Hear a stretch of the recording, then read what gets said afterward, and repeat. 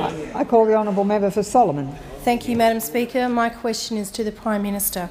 Will the Prime Minister please update the House on the most recent developments in Ukraine and the response of the Australian Government? I call the honourable Prime Minister. Well, I do thank the member for Solomon for her question. It is a very important subject and it rightly concerns members on both sides of this House. Madam Speaker, for months, Russia has been running a proxy campaign to destabilise Ukraine in clear breach and defiance of international law.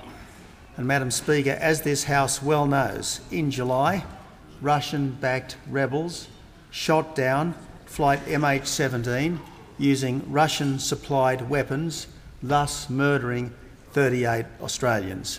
This was so much worse than a tragedy, it was an atrocity. Now, Madam Speaker, Russia is deliberately and now openly violating Ukrainian sovereignty. NATO says that at least 1,000 Russian soldiers are operating openly inside Ukraine. NATO has released imagery showing combat forces, including heavy weapons and armoured vehicles, in operation inside the Ukraine. Madam Speaker, so far, at least 2,500 people have lost their lives in this conflict. Let's be clear about what's happening here. Russia started it, and Russia must take responsibility for this loss of life. And now, Madam Speaker, Russia quite brazenly is trying to break the eastern Ukraine away from Ukraine itself in a separate country.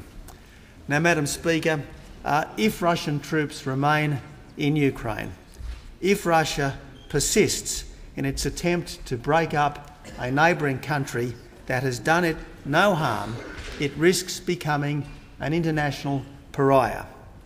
It risks becoming an international pariah. So, Madam Speaker, I can inform the House that Australia will lift its sanctions against Russia to the level of the European Union. There will be no new arms exports. There will be no new access by Russian state-owned banks to the Australian capital market. There will be no new exports for use in the oil and gas industry.